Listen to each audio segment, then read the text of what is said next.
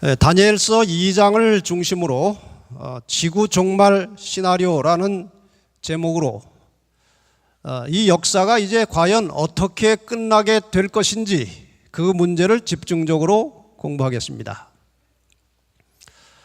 이 성경에 약속이 몇 개 있다고 했습니까? 2개. 하나는 구약이고 하나는 신약입니다.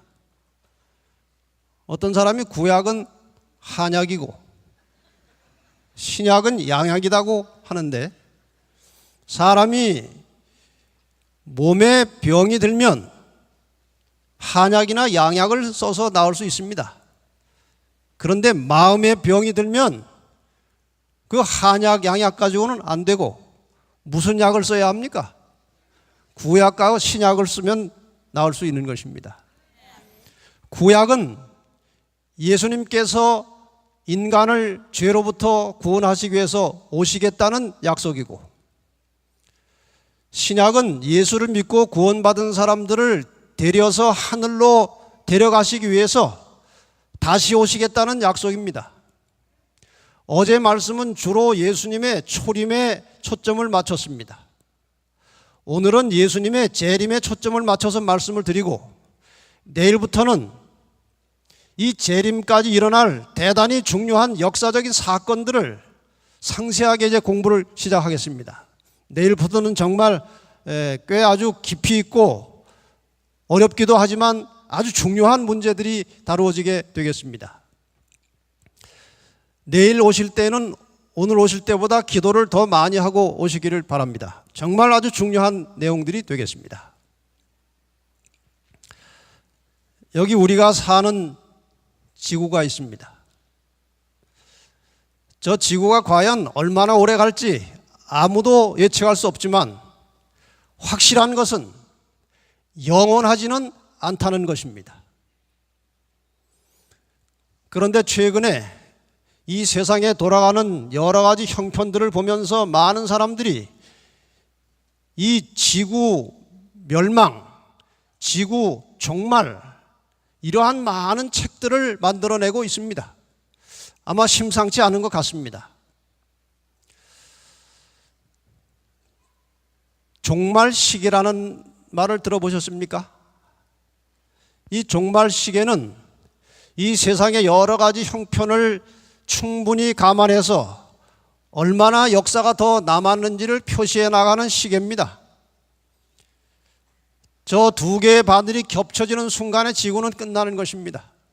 근데 서서히 지금 바늘이 12시를 향해서 큰 바늘이 움직여가고 있는 것입니다. 근데 사람들이 이제 이런 지구가 뭐 다 됐다, 멸망한다, 종말이다, 이런 말들이 자꾸 나오니까 어떤 신문에서 지구 최후의 날, 모르는 게 약이다 그랬어요. 과연 몰라도 될까요? 왜 모르는 게 약이라고 했는가 하면은 모르기 때문에 그런 것입니다. 그러나 우리가 성경을 펴면 종말에 대해서 알 수가 있는 것입니다. 지구 종말과 관련해서 가장 신뢰할 만한, 믿을 만한 정보는 성경입니다. 성경의 종말에 대한 말씀들이 많이 나옵니다. 다니엘서 12장 4절에 보면 다니엘아 마지막 때까지 이 말을 간수하라. 이사야 46장 10절에 보면은 내가 종말을 처음부터 고하며, 종말이라고 하는 말이 나옵니다. 베드로후서 3장 3절로 4절에 보면은 먼저 이것을 알지니 말세에 기롱하는 자들이 와서 해서 말세라고 하는 말이 나옵니다. 여기에 마지막 때, 종말, 말세, 이 모든 내용은 주의 강림하신다는 약속과 관련이 있는 것입니다. 다시 말하면 이 세상 역사의 마지막에는 주님께서 오신다는 것입니다. 그래서 먼저 우리가 성경 예언과 지구 역사에 대하여 잠깐 공부를 하겠습니다. 이 성경의 예언을 공부하려면 이스라엘 민족의 역사를 잘 알아야 됩니다. 그래서 간략하게 이스라엘 민족의 역사를 공부하겠습니다. 이스라엘 민족의 역사는 족장시대로 시작이 됩니다. 아브라함이 이삭을 낳고 이삭이 야곱을 낳고 야곱이 아들을 12를 낳고 11번째 아들이 누굽니까? 요셉. 요셉이 어디로 팔려갔습니까? 애굽으로 팔려갔고 나중에 야곱 가족의 모든 식구들이 다 애굽으로 이사를 들어갔습니다. 애굽으로 가서 약 400년 이상 살다가 모세가 출현해서 이 이스라엘 백성들을 이끌고 애굽을 탈출합니다. 광야로 들어가서 40년 동안 지내다가 가나안 땅에 들어갔습니다. 가나안 땅에 들어가서 처음에는 사사가 통치를 합니다. 사사라고 하는 말은 영어로 저지스라고 하는 말인데 이것은 재판관, 심판관 그런 뜻입니다. 다시 말하면은 이 사사가 하나님의 뜻을 받아서 사람들에게 전하기도 하고 사사가 백성들의 시비를 가려주기도 하고 이런 역할을 사사가 했는데 그 시대가 약 300년이 지났습니다. 마지막 사사 겸 선지자는 여러분이 잘 아시는 사무엘이었습니다. 사무엘 시대의 백성들이 왕을 달라고 요구합니다. 하나님께서 내가 너희들의 왕인데 웬 다른 왕을 달라고 하냐? 그러나 백성들은 계속해서 사람 왕을 달라는 것입니다. 눈에 보이는 왕을 달라는 것입니다. 그래서 하나님께서 그래 그럼 한번 왕을 가져봐라 하고 왕을 주셨습니다. 통일 왕국 시대 첫 번째 왕은 사울이고 두 번째 왕은 다윗이고 세 번째 왕은 솔로몬입니다. 솔로몬 왕 시대에 나라가 두 쪽으로 나눠졌습니다. 남방 유다와 북방 이스라엘로 나누어졌습니다. 북방 이스라엘은 솔로몬의 신하 느밧의 아들 여로보암에 의해서 쪼개져 나갔습니다.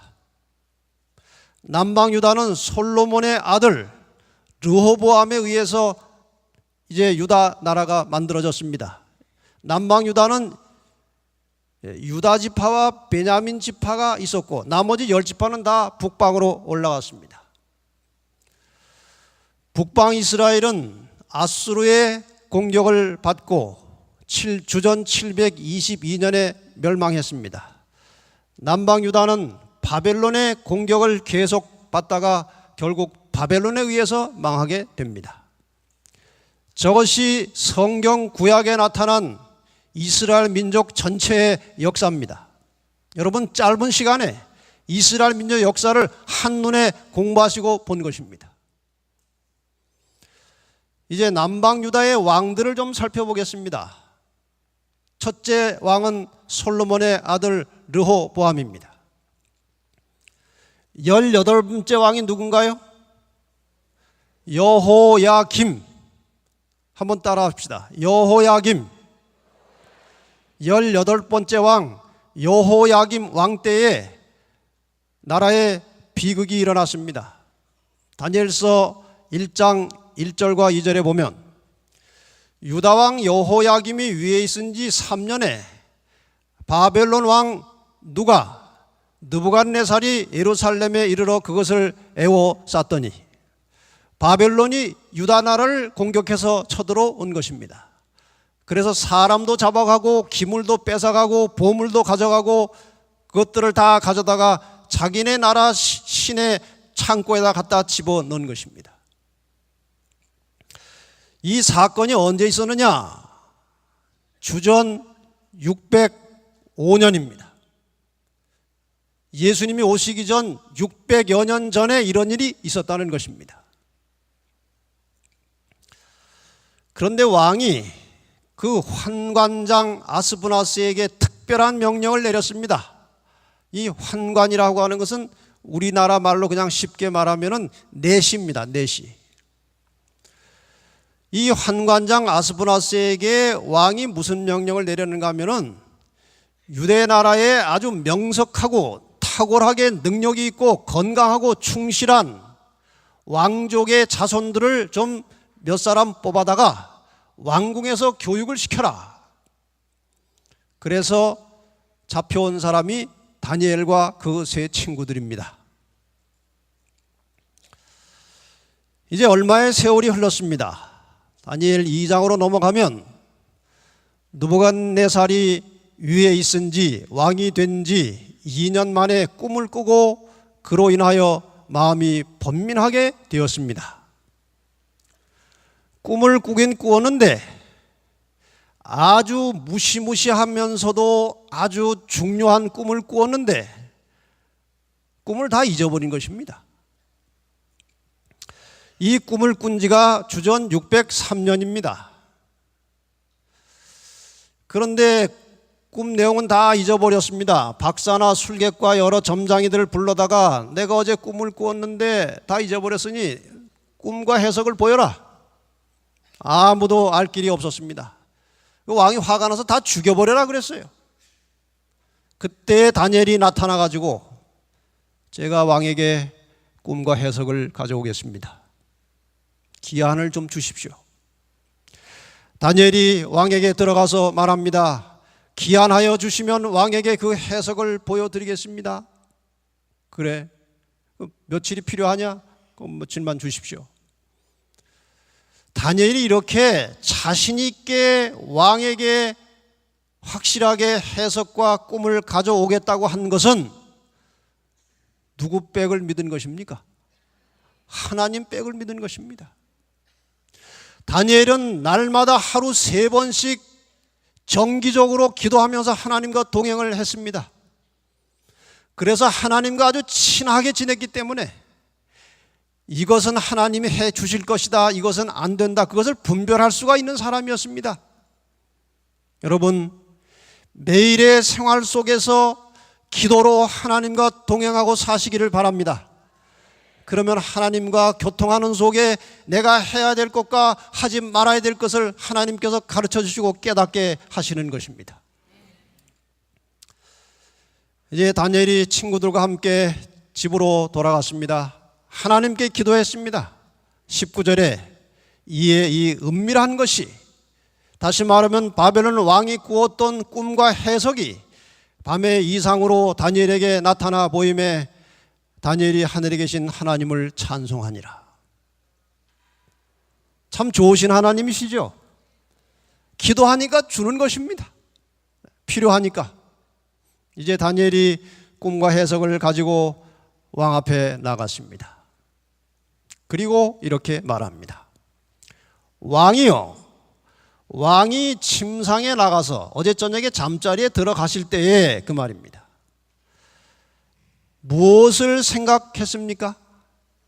장래일, 앞으로 될 일을 생각하실 때에 은밀한 것을 나타내시는 이가 장래일을 왕에게 알게 하셨사오며, 내게 이 은밀한 것을 나타내심은 내 지혜가 다른 인생보다 나은 것이 아니라 오직 그 해석을 왕에게 알려서 왕의 마음으로 생각하던 것을 왕으로 알게 하려 하심이니이다. 저는 여기에서 다니엘의 품성에 감동을 받습니다. 다른 청년 같았으면 이제 하나님한테 받은 것이지만 왕 앞에 나가서 좀 잘난 척을 했을 것입니다. 왕이시여, 뭐 그까지 것 가지고 그렇게 고민을 하십니까? 제가 착하니까 나옵디다. 그런데 다니엘은 정말 겸손한 사람이었습니다.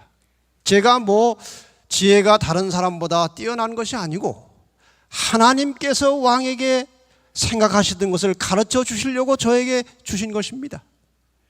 여러분, 이 그리스도인의 삶에 있어서 가장 중요한, 잊어버리지 말아야 될 것 한 가지는 나를 통해서 이루어지는 모든 잘된 일, 좋은 일에 대하여 하나님께 영광을 돌리고 살아야 한다는 것입니다. 우리가 종종 말로는 하나님께 영광을 돌린다고 하긴 하는데 속으로는 자기가 잘났다는 생각을 하고 살기 때문에 하나님이 참 어려우신 것입니다. 여러분, 끊임없이 늘 하나님께 기도하고 하나님이 지도하시는 대로 살면서 내 삶을 통해서 이루어지는 모든 것에 대하여 우리 하나님께 영광을 돌리고 사시기를 바랍니다. 하나님께서 그런 사람들을 좋아하시고 그런 사람들을 사용하시는 것입니다. 왕의 마음으로 생각하던 것은 장래 일이었습니다. 바벨론 이후에 세상의 역사가 어떻게 될 것인가, 이것이 왕의 관심사였던 것입니다. 드디어 이제 다니엘이 꿈 이야기를 시작합니다. 왕이여, 왕이 한 큰 신상을 보셨나이다. 큰 동상을 하나 봤다 이것입니다. 그 신상이 왕의 앞에 섰는데 크고 광채가 특심하며 그 모양이 심히 두려웠습니다. 이 신상이 바로 무엇을 가리키고 있는 것입니까? 지금 장래 일을 설명하려고 신상이 나타난 것입니다. 과연 하나님께서 이 신상을 가지고 장래 일을 어떻게 설명하셨을까요? 그런데 그 신상 우상의 머리는 정금이요, 가슴과 팔들은 은이요, 배와 넓적다리는 노시요, 그 종아리는 철이요, 그 발은 얼마는 철이요, 얼마는 진흙이었나이다. 이 몸의 부분이 다 재료가 다른 것입니다. 머리는 금이고 가슴과 팔은 은이고 배와 넓적다리는 노시고 종아리는 철이고 발은 철과 진흙이 섞였다 이것입니다. 듣고 보니까 왕이 이게 기가 막히게 맞는 것입니다. 왕은 그 앞에서 떨었습니다. 어떻게 이 내가 꾼 꿈을 그렇게 정확하게 알 수 있느냐 하는 것입니다. 그런데 꿈은 이것으로 끝난 것이 아니고 또 왕이 보신즉 사람의 손으로 하지 아니하고 뜨인 돌이, 사람 손을 대지 않은 자연석이 날라와 가지고 신상의 철과 진흙에 발을 쳐서 부서뜨리매 철과 진흙과 놋과 은과 금이 다 부서져 여름 타작 마당에 겨같이 되어 바람에 불려 간 곳이 없었고, 우상을 친 돌은 태산을 이루어 온 세계에 가득하였었나이다. 여러분, 이제 이 왕이 꾸었던 꿈의 모양을 실제로 한번 보십시다. 신상이 나타났습니다.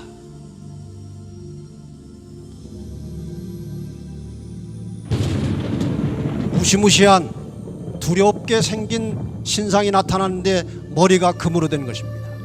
가슴과 팔은 은으로 되었고 배와 넓적다리는 노스로 되었고 종아리는 철로 되었습니다. 발은 철과 진흙이 섞여 있었다고 그랬습니다. 그런데 이제 돌이 하나 날라오는 것입니다. 돌이 하나 날라오더니 어디를 향해서 갑니까? 발을 향해서 가는 것입니다. 철과 진흙이 섞인 발을 치니까 신상이 다 부서져서 날아가 버리고, 이 신상을 친 돌이 점점 커지더니 태산을 이루어 온 세계에 가득하게 되었다. 이게 왕이 꾼 꿈입니다. 자, 이제 궁금한 게 무엇입니까? 해석입니다. 도대체 그것이 어떻게 장래일이냐? 왕이시여, 바로 이것이 왕이 그렇게 궁금해하던 미래 역사를 보여주는 것입니다. 이 꿈은 그 당시 최강국이었던 바벨론으로부터 시작해서 이 세상 마지막까지의 역사를 예언하고 있는 것입니다. 이제 꿈을 해석하겠습니다. 제가 하는 게 아니고 다니엘이 하는 것입니다. 그 꿈이 이러한즉 내가 이제 그 해석을 왕 앞에 진술하리이다. 왕은 곧 그 금 머리입니다. 당신이 다스리는 나라 바벨론이 저 머리, 금으로 된 머리입니다. 자, 왕이 기분이 좋겠어요, 안 좋겠어요? 금으로 된 머리가 자기라는 것입니다. 야, 그건 너희 하나님 사람 볼 줄 아시는구나. 그러면 그렇지. 그런데 그 다음 해석이 이어지는 것입니다. 왕의 후에 왕만 못한 다른 나라가 일어날 것이요, 왕의 나라가 영원한 것이 아닙니다. 때가 되면 왕보다 못한 은나라가 올라와서 왕을 쳐부술 것입니다. 은나라가 나타나겠다는 것입니다. 제가 시간이 없기 때문에 이제 전체를 한꺼번에 먼저 설명을 드리고 복습을 하겠습니다. 이 바벨론 이후의 역사가 어떻게 되었는지 세계사 책에서 좀 살펴보겠습니다. 한 세계사 책에 보면 신바벨로니아 수도 바빌론은 서남아시아의 상업과 문화활동의 중심지가 되었으나 북방의 신흥 세력인 어디에게? 페르시아에게 정복되었다. 그 다음에 그리스를 정복한 알렉산더 대왕은 당시 오리엔트 세계를 지배하고 있던 페르시아 군과의 전투에서 연승을 거두고 알베라에서 다리우스 3세를 격파하여 페르시아를 멸망하였다. 알렉산더가 페르시아를 멸망시켰다는 것입니다. 로마는 전후 3회에 걸친 전쟁에서 카르타고를 무찌르는 한편 그리스를 정복하여 마침내 기원전 2세기에는 지중해 전역을 지배하게 되었다. 차례차례 나라가 올라온 것입니다. 역사책에 보면 바벨론, 페르시아, 그리스, 로마 이렇게 올라온 것입니다. 이제 신상을 한번 보십시다. 저 금으로 된 머리는 어느 나라라고 했습니까? 네, 바벨론입니다. 그 다음에 은으로 된 가슴과 팔은 바벨론 다음에 어디가 올라왔습니까? 페르시아입니다. 그 다음에 노스로 된 배와 넓적다리는 어느 나라입니까? 페르시아는 그리스에게 망했습니다. 그 다음에 철로 된 종아리는 어느 나라입니까 그럼? 그리스는 로마에게 망했습니다. 정확하게 바벨론 이후의 역사는 저 신상에 기록된 그대로, 신상에 나타난 그대로 역사가 진행된 것입니다. 로마는 워낙 크고 강대한 나라였기 때문에 일시에 망하지를 않았습니다. 발가락이 나누어져 있는 것처럼 로마 제국은 분열되기 시작한 것입니다. 그래서 해석은 이렇게 되어 있습니다. 왕께서 그 발과 발가락이 얼마는 토기장에 진을 기어 얼마는 철인 것을 보셨은즉 그 나라가, 그 네 번째 철나라가 나누어지겠다고 그랬습니다. 세계사 책에 보면 로마가 분열됐다고 나옵니다. 분열 원인을 게르만 민족의 침입이 계속되면서 이 로마는 몰락해 가기 시작했고 결국 서로마 제국은 476년 게르만 용병대장 오토 아케르에 의해서 멸망했다. 이렇게 기록에 나옵니다. 지금 이 지도가 로마 제국이 멸망해가는 과정을 복잡하게 그려놓은 것입니다. 끝나고 나니까 나라가 이렇게 여러 나라로 쪼개졌는데 이러한 나라들이 이제 현재 유럽 나라들의 모체가 된 것입니다. 이렇게 해서 로마는 분열되어서 끝났습니다. 자, 여기에 보면은 다니엘서 2장 43절에 왕께서 철과 진흙이 섞인 것을 보셨은즉 발이 철과 진흙이 섞여 있었습니다. 그들이 이 분열된 나라들이 서로 섞일 것이지만 피차에 합하지 아니함이 철과 진흙이 합하지 않음과 같으리이다. 로마 시대 이후로는 흙같이 약한 나라들과 철같이 강한 나라들이 함께 섞여서 살지만 하나로 합쳐지지는 않겠다는 것입니다. 시대로 말하자면 여러분과 저는 지금 이 발가락 시대의 발 시대에 살고 있는 것입니다. 그래서 철과 진흙이 섞인 발은 로마로부터 분열된 나라들을 말하는 것입니다. 이 열국이라고 하는 것은 꼭 10개만을 의미하는 것이라기보다는 분열된 나라들을 말하는 것이고 대략 그 수가 한 10개 정도로 나누어졌지 정확하게 딱 10개는 아닙니다. 그러나 대략 큰 나라들이 한 10개 정도 되었다는 것입니다. 여기에서 우리가 한 가지 생각해 볼 문제가 있습니다. 저기 금으로 된 머리에 19.3이라고 이제 숫자가 나왔습니다. 혹시 뭔지 아십니까? 모든 물질은 무게를 가지고 있습니다. 그래서 이 무게를 좀 편리하게 비교하기 위해서 물의 무게를, 같은 부피의 물의 무게를 1로 했을 때에 다른 무게를 비교해서 측정하는 수치를 비중이라고 합니다. 그래서 비중이 5다 하면은 물보다 5배 무겁다는 것입니다. 금은 비중이 얼마인가? 19.3입니다. 그리고 물보다 19배가 무거운 것입니다. 그러니까 물 한 동이는 들고 갈 수 있어도 금 한 동이는 못 들고 갑니다. 은은 10.5입니다. 놋은 8.9입니다. 철은 7.8이고 철과 진흙이 섞이면 7.8도 안 됩니다. 내려갈수록 가벼워요, 무거워요? 가볍죠.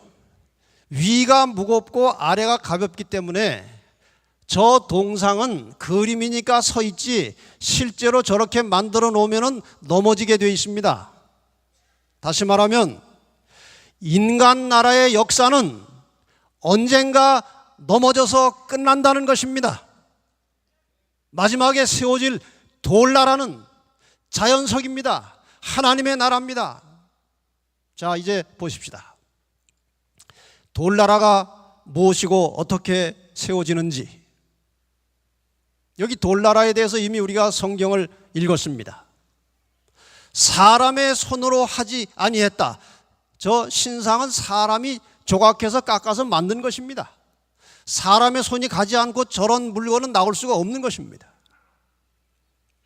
사람의 손을 대지 아니한 돌이 날라왔다는 것은 저 사람이 세우는 나라에 마지막에 하나님께서 나라를 세우시겠다는 것입니다. 그럼 돌은 무엇이냐? 성경은 성경으로 풀어야 안전합니다. 고린도전서 10장 4절에 보면 반석은 곧 그리스도라고 되어 있습니다.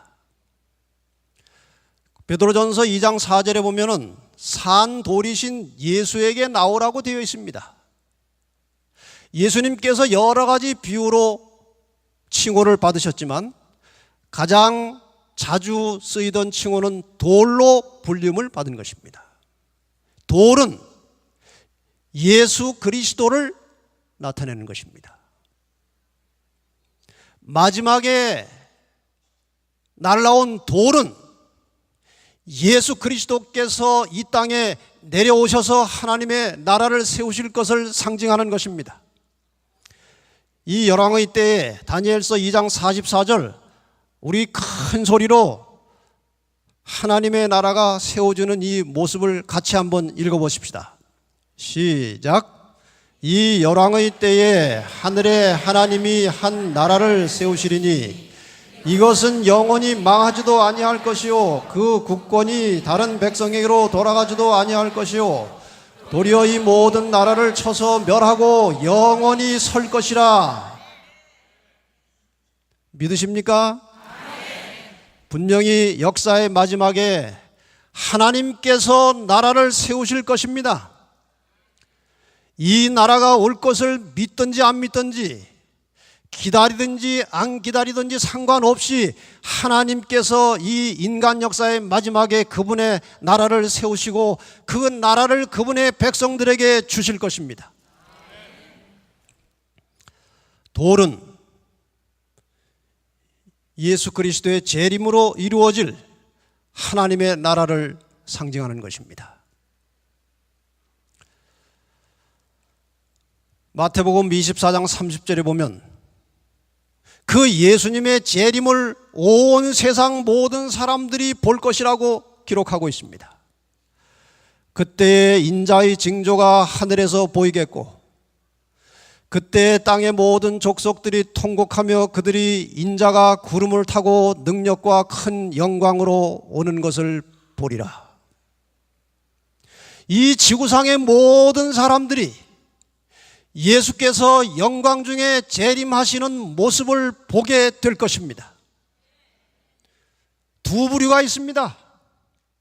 재림하실 때 그 나라의 영원한 백성으로 들어갈 사람들이 있고, 재림과 함께 영원히 멸망받을 사람들이 있는 것입니다. 제가 여러분들에게 간곡하게 간절한 심령으로 말씀을 드립니다. 오늘 이 자리에서 이 말씀을 듣고 깨달으시는 여러분들, 주님께서 재림하실 때 한 사람도 멸망으로 들어가지 아니하고 하나님 나라의 백성으로 영원히 살아남게 되시기를 바랍니다. 이번 기간 동안 이 문제들을 꽤 상세하게 이제 공부하게 될 것입니다. 저 신상을 제가 한번 눕혀놨습니다. 이 신상 누운 거 보셨습니까? 두 가지 이유에서 눕혀놨어요. 하나는 너무 오래 그동안 서 있어가지고 피곤할 것 같아서 눕혀놨습니다. 또 한 가지 이유는 저게 서 있을 수가 없는 신상입니다. 그래서 눕혀놨어요.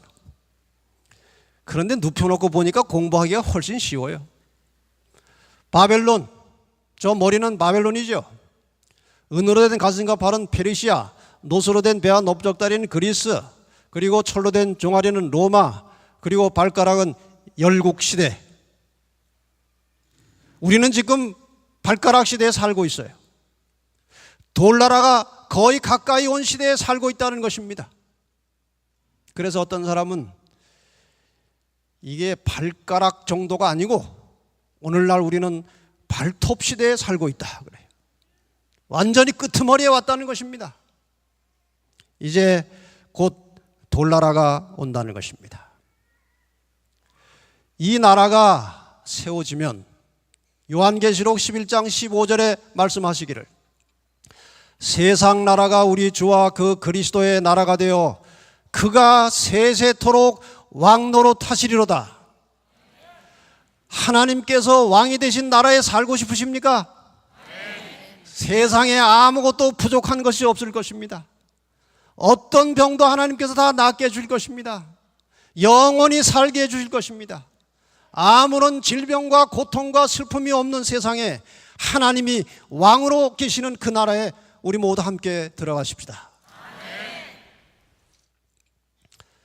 주님이 오실 때에 일어날 현상에 대해서 이사야 선지자가 51장 6절에 이렇게 기록했습니다. 너희는 하늘로 눈을 들며 그 아래의 땅을 살피라. 하늘이 연기같이 사라지고 땅이 옷같이 헤어지며 거기 거한 자들이 하루살이같이 죽으려니와. 예수님이 오시고 이 지구 역사가 끝나면 땅이 옷같이 헤어지고 거기 거한 자들이 하루같이 다 죽어버리겠다고 그랬습니다. 나의 구원은 영원히 있고 나의 의는 폐하여지지 아니하리라. 하나님의 말씀, 하나님의 법은 절대로 폐하지 아니하고 영원한 것입니다. 자, 그러면 과연 그 예수 그리스도의 재림은 언제쯤 있을 것이냐? 예수님께서 재림하시는 날짜를 알면 좋을까요, 안 좋을까요?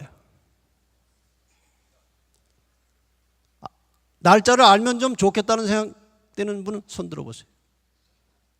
네, 많지 않으셔서 다행입니다. 재림하시는 날짜를 알면 큰일 납니다. 만약에 2013년 1월 15일에 예수님이 오신다고 정해져 있다면 어떻게 될까요? 2012년 12월 말까지는 죄 짓고 방탕하고 마음대로 살다가 2013년 1월 1일부터 금식 기도로 들어가는 것입니다. 회개하고 통회하고 하나님 용서해 주십시오. 그러면요, 그날이 오기 전에 모든 사람이 다 죄인이 돼버리면 소돔 고모라처럼 일시에 먼저 망해버리는 것입니다. 그래서 재림의 날과 시는 모르는 것이 약입니다. 자, 그러면은 언제쯤 오실 것이냐? 여기 한번 이 문제를 좀 먼저 생각해 보십시다. 예수님께서 하늘로 올라가신 다음부터 이 지상의 역사는 예수 그리스도의 재림을 향해서 진행되고 있는 것입니다. 이 역사는 재림을 향해서 가고 있는 것입니다. 주님이 오시는 그 순간 인간의 역사는 끝나는 것입니다. 저것을 우리는 역사적 종말이라고 합니다. 그러나 역사적 종말이 오기 전에 개인적 종말이 있습니다. 다시 말해서 예수님께서 재림하시기 전에 죽는 사람들은 역사의 종말이 오기 전에 먼저 개인의 종말을 맞이하는 것입니다. 그런데 성경은 이 땅에서 사람이 죽는 것으로 끝나는 것이 아니라고 기록되어 있어요. 요한복음 5장 29절에 보면 선한 일을 행한 자는 생명의 부활로 악한 일을 행한 자는 심판의 부활로 나오리라. 모든 죽은 자들은 한 번 다시 살아나게 되어 있습니다. 그리고 그 살아나는 그 순간은 개인적 종말을 맞이했던 그 순간의 상태로 살아나는 것입니다. 현재 개인의 종말은 그것이 역사의 종말로 연결되는 것입니다.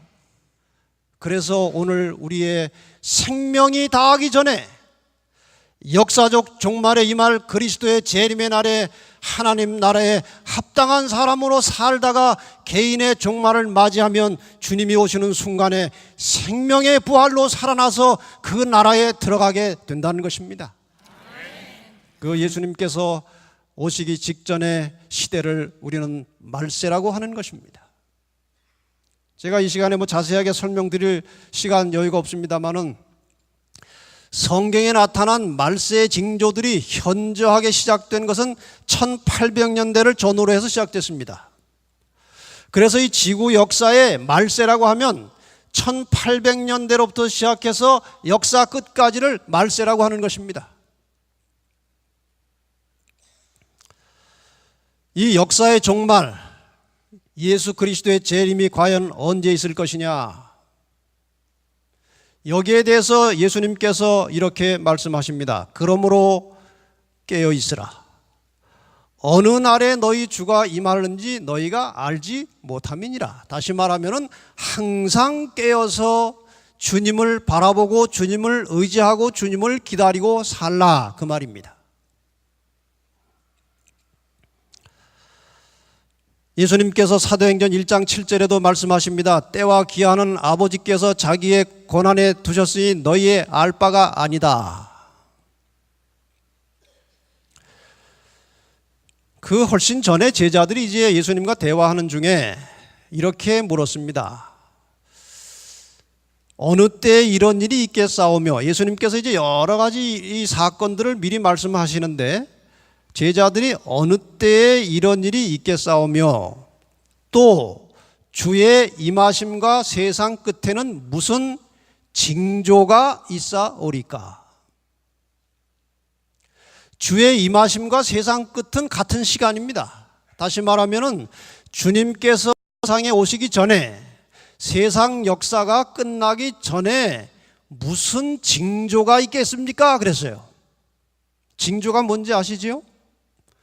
하늘이 시커멓고 천둥 번개가 치면 무슨 징조입니까? 비가 오겠다는 징조입니다. 예수님께서 재림하기 전에 이 세상에 일어날 여러 가지 징조에 대해서 말씀을 하셨습니다. 이제 우리는 잠깐 동안 종말의 징조들에 대해서 성경 말씀을 펼치겠습니다. 마태복음 24장 7절과 8절에 보면은 민족이 민족을, 나라가 나라를 대적하여 일어나겠고, 다시 말하면은 전쟁이 많이 일어나겠다는 것입니다. 인류 역사를 통해서 전쟁이 없었던 시대는 물론 없었습니다. 그러나 예수님의 재림을 앞두고 이 세상에는 많은 전쟁이 일어나겠다는 것입니다. 처처에 기근과 지진이 있으리니 이 모든 것이 재난의 시작이니라. 기근과 지진이 있겠다고 말씀하셨습니다. 또 다른 성경절 누가복음 21장 11절과 26절에 보면 똑같은 말씀이 또 있는데 한마디가 더 들어갔습니다. 처처에 큰 지진과 기근과 무엇이? 온역이 있겠다. 온역은 전염병입니다. 이런 일들이 세상에 일어나겠다는 것입니다. 그래서 예수님께서는 재림의 시기는 알려주지 않으셨는데 재림의 징조들을 알려주셨습니다. 이런 일들이 일어나면은 이제 내가 올 때가 다 된 줄 알라, 그렇게 말씀하신 것입니다. 이 재림의 임박성을 알리는 단서에는 징조 말고도 다른 것이 또 있습니다. 데살로니가전서 5장 1절로 3절에 보면은 주의 날이 밤에 도적같이 이를 것이라고 했어요. 그런데 4절로 6절에 보면은 너희는 어두움에 있지 아니하매 그 날이, 주의 날이 도적같이 너희에게 임하지 못하리니 너희는 다 빛의 아들이요 낮의 아들이라 그랬어요. 다시 말하면 빛을 가지고 사는 사람들은, 등을 가지고 사는 사람들에게는 주의 날이 도적같이 오지 않는다는 것입니다. 우리가 베드로서 1장 19절에 보니까 예언은 무엇과 같다고 그랬어요? 등불과 같다고 그랬습니다. 예언을 잘 살펴보면 예수님께서 가까이 오신 시간을 거의 알 수가 있는 것입니다. 그래서 예수님의 재림의 임박성을 알려주는 것은 예언과 징조입니다. 대표적인 예언을 아시는 대로 요한계시록과 다니엘서고, 징조는 지금 보신 대로 전쟁과 기근과 지진과 온역, 이러한 것들입니다. 이제 내일부터는 예언을 가지고 다루겠지만 오늘은 재림의 징조에 대해서 잠깐 살피겠습니다. 세계 도처의 전쟁이 그칠 새 없이 일어나고 있습니다. 뉴스윅이라는 유명한 잡지에서는 지구촌의 20세기는 전쟁의 역사라고 기록하고 있습니다. 20세기 들어서 수많은 전쟁들이 일어나고 있는데 이것은 주님께서 오실 때가 거의 되었다는 징조입니다. 여러분이 아시는 대로 요즘에 지진이 얼마나 자주 일어납니까? 그리고 일어나면 얼마나 크게 일어납니까? 대지진이 이곳저곳에서 일어나고 있습니다. 여러분, 지진이 일어나면 저렇게 집이 힘없이 무너지는 것입니다. 우리는 아직 경험을 못 해봐서 모르지만 저 현장에 있던 사람들은 얼마나 무섭고 두렵겠습니까? 해일이 몰아닥칩니다. 바다에서 지진하면 해일이 오는 것입니다. 이 해일이 몰아닥치는 것이 얼마나 무서운지 우리는 얼마 전에 일본을 통해서 이 해일이 정말 무섭다는 사실을 알게 되었습니다. 그저 물만 오는 것이 아니고 이 물 때문에 집이 무너지고 온갖 재산들이 파괴되고 전봇대가 넘어지고 불이 나고 화재가 생기고 무시무시한 일들이 벌어지는 것입니다. 여러분, 이런 일들이 왜 이렇게 자주 일어납니까? 왜 땅에서, 바다에서 지진이 쉴 새 없이 일어나고 있습니까? 이것이 바로 주님께서 오실 때가 다 되었다는 것입니다. 땅들이 진동을 하고 있습니다. 주님께서 오실 날에 그 임박성을 이 땅들이 소리치며 우리에게 가르쳐주고 있는 것입니다. 전염병이 불처럼 번져나갑니다. 광우병 때문에 그 무고한 수많은 짐승들이 죽어나가고 있습니다. 구제역 때문에 살아있는 소들을 다 땅속에다 묻어버리고 있습니다. 정말 무서운 전염병들이 퍼져가고 있는 것입니다. 조류독감이 한번 또 발생하면은 이게 또 얼마나 무섭습니까? 제가 서울중앙교회 목회하는 동안에 그 지하에다가 채식 뷔페 식당을 해서 외부 사람들과 이렇게 접촉을 좀 하게 되었습니다. 그런데 그때 조류독감이 한번 온 거예요. 식당에 얼마나 사람들이 채소를 먹으러 오는지요. 근데 몇 달 지나니까 다 잊어버리고 또 고기 먹으러 가더라고요. 그러나 이 짐승의 전염병은 왔다가 가버리는 것이 아니고 왔다가 갔다가 왔다가 갔다가 점점 더 퍼져나가고 있는 것입니다. 막을 길이 없어요. 에이즈가 온 세상을 지금 뒤덮어가고 있습니다. 신종플루가 왔다가 갔다가 왔다가 갔다가 또 올 겁니다. 점점 더 무서운 신종플루가 몰아닥치는 것입니다. 말세에 온역이 있겠다고 했는데 그 전염병이 오늘 우리의 세상에서 무섭게 번져가고 있는 것입니다. 오늘 가장 무서운 재림의 징조는 가뭄과 홍수로 인해서 발생되는 기근이라고 하는 것입니다. 자동차 없이 살 수 있습니다. 냉장고 없어도 살 수 있습니다. 심지어는 집이 없어도 살 수 있습니다. 노숙자들 보시면 집이 없어도 사는 것입니다. 그런데 양식이 없으면 못 사는 것입니다. 밥이 없으면 못 사는 것입니다. 이 세상 역사의 마지막에 일어날 가장 무서운 전쟁은 양식 전쟁입니다. 식량 전쟁입니다. 그런데 지금 2011년 4월 15일 얼마 되지 않은 이코노믹 콜랩스, 저거는 경제 파산, 파멸 뭐 그런 뜻으로 해석할 수 있겠습니다. 여기에 다가오는 무서운 식량 위기의 20가지 신호들, 그래가지고 20가지 징조들을 말했습니다. 그 내용 중에 이런 것이 있습니다. 세계는 지금 두려운 세계적인 식량 위기 직전에 놓여 있다. 어느 시점에 이 위기는 여러분과 여러분 가족에 영향을 줄 것이다. 오늘이 아닐 수도 있고 내일이 아닐 수도 있지만 이 일은 일어날 것이다. 틀림없이 이 날이 온다는 것입니다. 대부분 미국인들은 비싸지 않은 많은 양의 식품을 포장하여 파는 슈퍼마켓에 익숙해져 있어서 다른 생활 방식을 상상할 수 없다.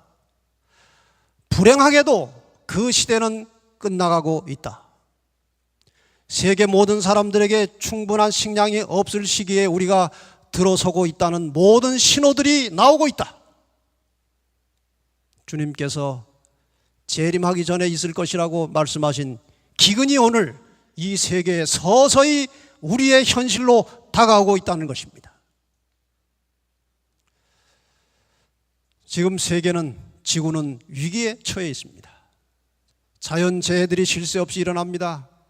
종교는 부패해가고 있습니다. 식량은 고갈되고, 그러면서도 통신이 발달되고 자료가 많아지고 복음은 이상하게 빨리 전파되고 있습니다. 믿든지 안 믿든지 복음은 전파되는 것입니다. 경제 위기가 닥쳐오고 있고 도덕적으로 타락하고 있고 전염병들이 일어나고 거짓 선지자들이 나타나고 전쟁과 테러가 쉴 새 없이 터지고 있습니다. 이것은 지구 종말의 위기를 가르쳐주는 신호들입니다. 예수님께서 그러한 징조를 다 말씀하신 다음에 이와 같이 말씀하십니다. 무화과 나무의 비유를 배우라.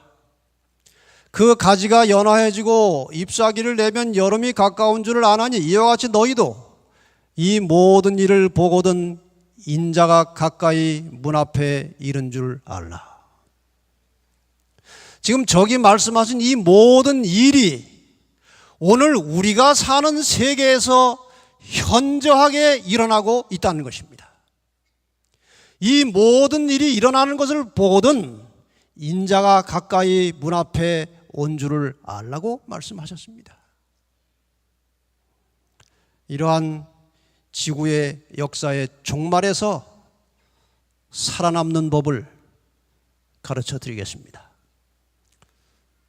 지금 좋으시는 분이 한 4분 정도 계신데 일어나셔서 종말에서 살아남는 법을 배우시기 바랍니다. 살아야 되지 않겠습니까? 살라고 태어났는데. 역시 사는 길은 돌과 관련이 있다는 것입니다. 마태복음 21장 44절. 이 돌 위에 떨어지는 자는 깨어지겠고 이 돌이 사람 위에 떨어지면 저를 가루로 만들어 흩으리라. 참 이상한 말이지요. 돌이 사람 위에 떨어지면 저를 가루로 만들어 흩겠다는 것은 멸망당한다는 것입니다. 저 돌이 떨어진다는 것은 예수께서 재림하신다는 것입니다. 사람이 살려면 예수님께서 재림하시기 전에 먼저 자신이 그리스도 위에 떨어져 깨어지는 경험을 하라는 것입니다. 그러면은 사람이 그리스도 위에 떨어져 깨어진다는 것이 무엇이냐? 마음을 가난하고 겸손하게 가지고 예수 그리스도를 나의 개인의 구주로 영접하고 주님께서 가르쳐 주시는 생활 방식대로 살라는 것입니다. 그러면 너희가 살겠다는 것입니다. 여러분, 주님이 오시기 전에 내가 먼저 주님을 영접하여서 살아나시기를 바랍니다. 다시 여기 돌과 인간의 운명에 대해서 이사야 28장 16절에 또 이렇게 말씀하십니다. 주 여호와께서 가라사대 보라 내가 한 돌을 시온에 두어 기초를 삼았노니 곧 시험한 돌이요 귀하고 견고한 기초돌이라. 그것이 뭡니까? 그것이 뭐예요? 그 돌을 믿는 자는 급절하게 되지 아니하리로다. 예수 그리스도를 믿고 그분을 나의 구주로 영접하고 믿음으로 그 나라를 기다리는 자들은 그분이 오실 때 급절하게 되지 않겠다고 약속하셨습니다. 여러분, 주님께서 오시기 전에 그리스도를 나의 구주로 영접하시고 하나님 나라의 백성으로 살아가시기를 바랍니다. 여기 주의 날이 도적같이 올 것인데 그날에는 하늘이 큰 소리로 떠나가고 체질이 뜨거운 불에 풀어지고 땅과 그 중에 있는 모든 일이 드러날 것이다. 이 모든 것이 이렇게 풀어지리니 너희가 어떠한 사람이 되어야 마땅하뇨? 예수님의 재림을 앞두고 우리가 어떻게 살아야 마땅하냐? 그런 질문입니다. 그 질문에 이어지는 대답은 이것입니다. 거룩한 행실과 경건함으로 하나님의 날이 임하기를 바라보고 간절히 사모하라. 다시 읽겠습니다. 이것이 말세의 종말에 살아나는 길입니다. 거룩한 행실과 경건함으로 하나님의 날이 임하기를 바라보고 간절히 사모하라. 요한일서 3장 2절과 3절에는 또 이렇게 우리에게 충고하고 계십니다. 그분이 아직 나타나지 않았습니다. 그러나 그분이 재림을 통해서 나타내심이 되면 우리가 그와 같을 줄을 아는 것은 그의 계신 그대로 볼 것을 인함이니 주를 향하여 이 소망이 무슨 소망입니까? 예수님께서 다시 오신다는 소망. 여러분에게 제가 질문하겠습니다. 잘 생각하시고 큰 소리로 대답하시길 바랍니다. 예수님께서 다시 오실 것을 믿고 기다리고 계십니까? 그 소망을 가진 자마다 그의 깨끗하심과 같이 자기를 깨끗하게 하느니라. 깨끗하신 예수 그리스도를 만나기를 기다리는 자들은 자기를 깨끗하게 하고 기다리라는 것입니다. 이제 지금까지 드린 말씀을 다 종합해서 세상 종말에서 살아남는 법을 간추려서 말씀을 드리겠습니다. 첫째, 겸비한 마음으로 하나님을 믿고 그분 앞에 나와 회개하여 죄 용서를 받고 구원을 얻으라는 것입니다. 그래야 살 길이 열리는 것입니다. 두 번째, 모든 죄된 행위를 버리고 죄악적인 습관을 고치고 하나님의 뜻을 따라서 경건하게 살라는 것입니다. 세 번째, 혹시 은밀한 죄악의 동기를 품고 있거나 자기만이 알고 있는 죄악이 있으면 하나님께 고백하고 회개하라는 것입니다. 많은 사람들이 다른 사람이 모르는 자기만이 품고 있는 죄들이 있는 것입니다. 하나님은 다 아십니다. 그 모든 은밀한 죄악을 하나님께 고백하고 회개하고 용서를 받으라는 것입니다. 그리고 다시는 그런 길로 들어가지 말라는 것입니다. 네 번째, 자신의 소유를 불쌍하고 고난당하는 이웃들에게 나눠주며 사랑을 베풀고 봉사하라는 것입니다.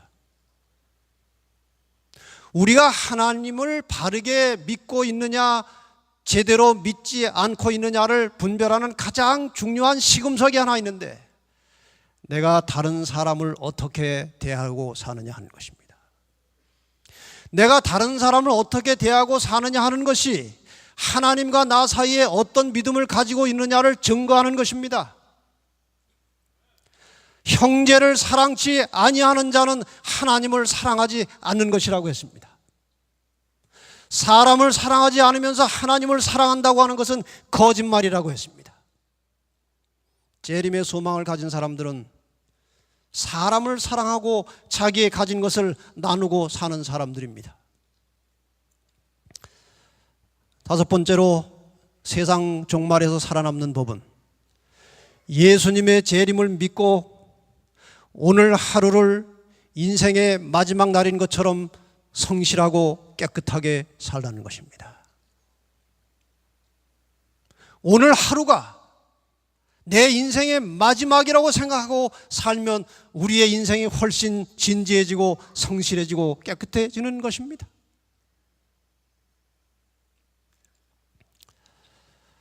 여기 일본 사람 하루야마 시게오라는 사람이 뇌내 혁명이라는 책을 썼는데 우리나라 말로 번역돼서 나왔습니다.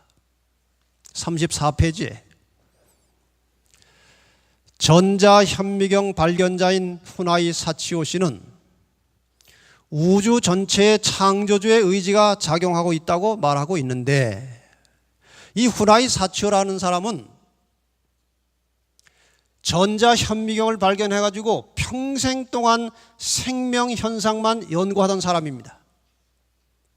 이 사람이 연구를 다 거의 끝나면서 내린 결론은 우주 전체에 창조주의 의지가 작동을 하고 있더라는 것입니다. 그 사람은 그렇게 말했는데, 나는 그 의지가, 창조주의 의지가, 하나님의 뜻이 유전자라는 형태로 우리 몸 안에 새겨져 있다고 생각한다. 다시 말하면 우주에만 작용하는 것이 아니고 사람의 몸 안에도 유전자 속에 하나님의 섭리와 하나님의 뜻이 새겨져 있다는 것입니다. 그래서 우리가 양심을 통해서 어떻게 살면 옳은 길이고 어떻게 살면 그런 길인지를 분별하게 되어 있는데, 이것이 하나님께서 심어놓은 장치입니다. 결과적으로 창조주의 의지에 합당한 사람은 살아남고, 다시 말하면 하나님의 뜻을 따라서 사는 사람은 결국 영원히 살 것이고, 합당하지 않은 자는, 하나님의 뜻대로 살지 않는 사람은 소멸하는 메커니즘이 인간의 몸 안에 장치되어 있는 것이다. 놀랍고 위대한 발견인 것입니다. 다시 말하면 하나님께서 사람에게 어떻게 살 때에 가장 건강하고 행복하고 더 나아가서 영원히 살 것인지를 다 이 속에 장치를 해놓으셨습니다. 그래서 그 뜻을 따라 사는 사람들은 결국 이 땅에서도 건강과 행복을 누리고 살다가 마침내 영원히 살게 된다는 것입니다. 그래서 마태복음 7장 21절에 예수님께서 이렇게 말씀하셨습니다. 같이 읽겠습니다. 시작. 나더러 주여 주여 하는 자마다 천국에 다 들어갈 것이 아니요 다만 하늘에 계신 내 아버지의 뜻대로 행하는 자라야 들어가리라. 여기 내 아버지의 뜻이 바로 창조주의 의지입니다. 창조주의 의지를 따라서 사는 사람들이 마침내 하늘에 가서 영원히 살게 될 것입니다. 믿으십니까? 분명히 그렇게 될 것입니다. 이 세상이나 세상에 있는 것들을 사랑치 말라. 이 세상도 그 정욕도 지나가되 오직 하나님의 뜻을 행하는 이는 영원히 거하느니라. 참 그동안 제가 드린 말씀을 다 종합해서 여기에 기록이 되어 있습니다. 후나이 사치오 박사가 한 말도, 하루야마 시게오라는 사람이 한 말도 이 속에 다 들어있는 것입니다. 이 세상이나 세상에 있는 것들을 사랑치 말라. 이 세상도 그 정욕도 지나가되 오직 하나님의 뜻을 행하는 이는 영원히 거하느니라. 이제 조만간 주님께서 오실 것입니다. 돌나라가 이 땅에 임하게 될 것입니다. 세상의 징조들을 볼 때 돌나라는 점점 가까이 우리 문 앞에 당도하게 되었습니다. 먼 훗날의 이야기가 아니고 저 돌나라는 점점 가까이 인간 세계로 접근해 오고 있는 것입니다. 하루속히 하나님께서는 우리와 함께 살게 되기를 기다리고 원하고 계시기 때문에 이제 주님은 오시는 것입니다. 분명히 오실 것입니다. 여러분, 이 영광스러운 주님의 재림의 날에 우리가 다 그 나라의 하나님의 나라의 백성이 되어서 함께 만나시기를 바랍니다. 분명히 주님은 다시 오실 것입니다. 히브리 10장 37절에 잠깐 오면 오실 리가 오시리니 지체하지 아니하시리라. 틀림없이 오십니다. 한 이야기를 드리고 마치겠습니다. 어떤 신혼부부가 있었습니다. 꽤 오래전의 이야기입니다. 일제하에서 일어났던 일입니다. 신혼부부가 일제전란통에 결혼한 지 얼마 안 돼가지고 헤어지게 되었습니다. 아무리 찾고 기다려도 서로 만날 수가 없었습니다. 그런데 서로가 어디서 사는지를 알 수가 없는 것입니다. 이 여자는 중학교 미술 선생님이었습니다. 학교에서 교편 생활하면서 남편을 다시 만나게 될 날을 기다리면서 1년이 지나고 2년이 지나고 15년이 지났습니다. 점점 늙어가는 것입니다. 그리고 혼자 살기에는 너무 외로운 거예요. 15년은 됐고 남편은 나타나지 않은 것입니다. 그래서 이제 그 정도 되면 남편은 죽은 겁니다. 할 수 없이 의지하고 살기 위해서 한 남자를 만나서 재혼을 했습니다. 재혼한 지 넉 달 만에 미국에서 편지가 온 것입니다. 보니까 먼저 남편에게 온 편지입니다. 이 남편도 그 아내를 만나기 위해서 결혼을 하지 않고 지금까지 기다리면서 아내를 찾아왔다는 것입니다. 찾다가 최근에 아내의 거처를 알게 된 것입니다. 그리고 빨리 우리 만나서 결혼하자고 편지를 한 것입니다. 여러분, 그 심정이 어떻겠습니까? 넉 달만 기다렸으면 되는데 15년을 기다리다가 넉 달을 더 못 기다려가지고 지금 그 정말 참담한 상황이 된 것입니다. 고민하다 이 여자는 자살을 하고 끝이 났습니다. 여러분, 예수님께서 오시는 시간이 좀 더디다고 포기하지 마시고 세상과 결혼하지 마시고 조금만 더 기다리시기 바랍니다. 조금만 더 기다리시고 조금만 더 주님에 대한 열정과 애정을 불태우시기 바랍니다. 그러면 그분이 오실 것입니다. 이제 우리 특별한 찬양을 다시 들으시겠습니다. 십자가 고난 당한 주님이 지금 문 앞에 와 계십니다. 십자가 고난 당한 주.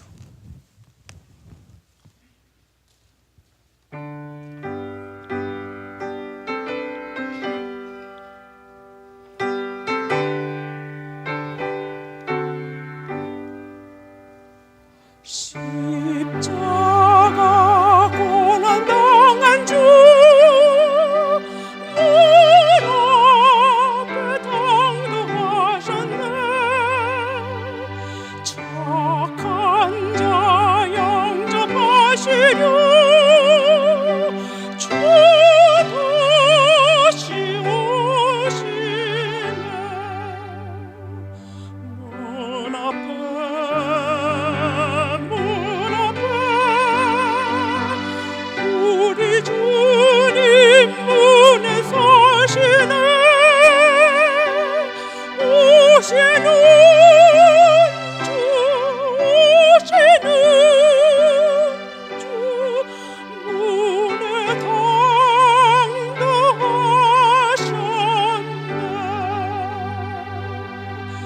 주 예수 오실 징조가 날마다 눈에 보이니 하늘의 아침 영광을 보게 되겠네.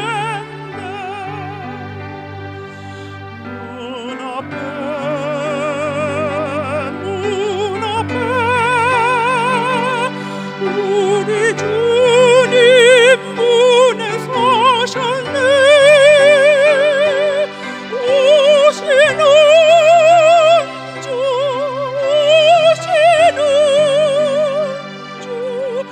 문에 당도하셨네.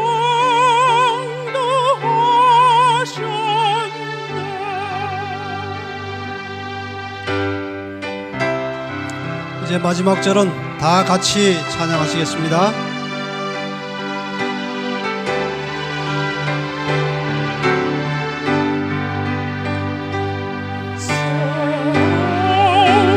영광 나라에 무궁한 복랑 누릴 때 죽음은 다시 없겠고 영원히 살겠네. 문 앞에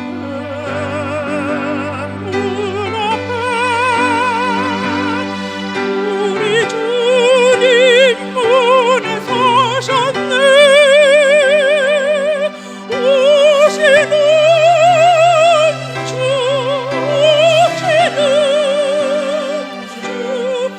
문에 당도하셨네.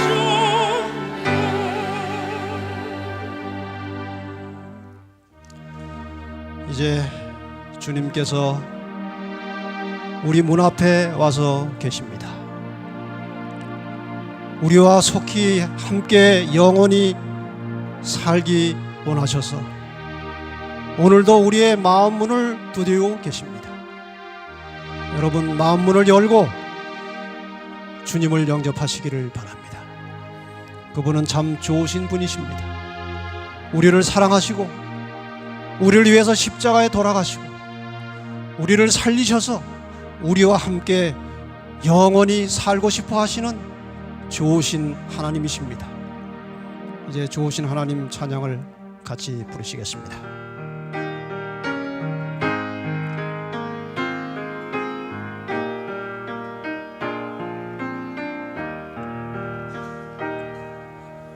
좋으신 하나님, 좋으신 하나님, 참 좋으신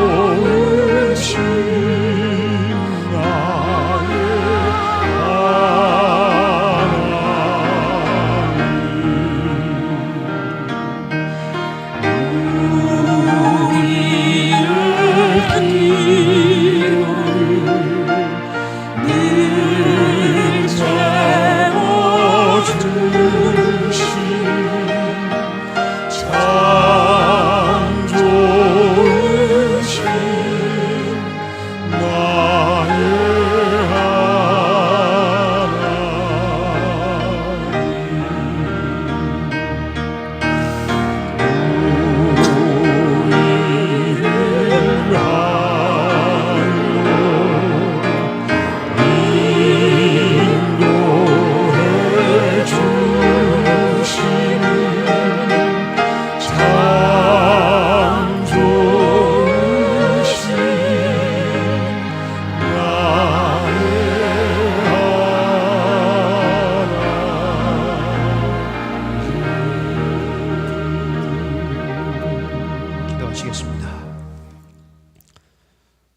우리를 사랑하시는 참 좋으신 하나님,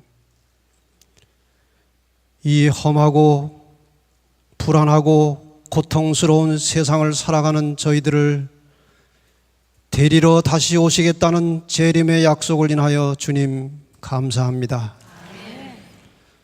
아버지, 세상의 여러 가지 징조와 형편을 볼 때 우리의 힘으로 살 수 없는 세상이 되었습니다. 주님께서 오시지 않으면 우리는 그저 스스로 망할 수밖에 없는 세상이 되었습니다. 모든 것이 불확실하고 불안합니다. 그러나 우리가 안심하고 소망을 갖는 것은 주님께서 우리를 데리러 오시겠다는 약속 때문입니다. 주님 감사합니다. 바라기는 여기 앉아서 이 말씀을 들은 사랑하는 주님의 백성들, 주님께서 다시 오실 때 모든 사람이 기쁨으로 즐거움으로 영광스러운 주님의 오심을 맞이하고 영접하게 하여 주시옵소서. 어서 속히 우리를 데리고 가셔서 이별과 고통과 슬픔이 없는 그 영원한 아버지 나라에 우리를 살게 하여 주시옵소서. 세상의 모든 욕심과 정욕을 버리게 하시고 겸비한 심령으로 가난한 마음으로 예수 그리스도를 나의 구주로 모시고 주님 가신 발걸음 따라 살게 하시고 이 땅에서도 행복하고 건강한 삶을 누리다가 마침내 영원한 생명으로 들어갈 수 있도록 우리의 인생을 지도하시고 축복하여 주시옵소서.